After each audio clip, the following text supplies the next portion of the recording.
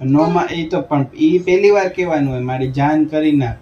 તો પછી નો માને તો મારે ભૂત કેવું પડે એને. એને ભૂત ના કહેવાય. હું તમને ક્વેશ્ચન કહું કે એને શું કહેવાય? શું કહેવાય? મારી ઘરવાળી ને ભૂમિ તો માની જમે એવું કે એટલે થઈ જાય.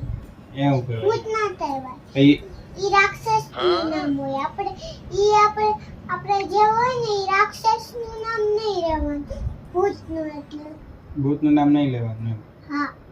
સારું. શું કહું નો માને તો?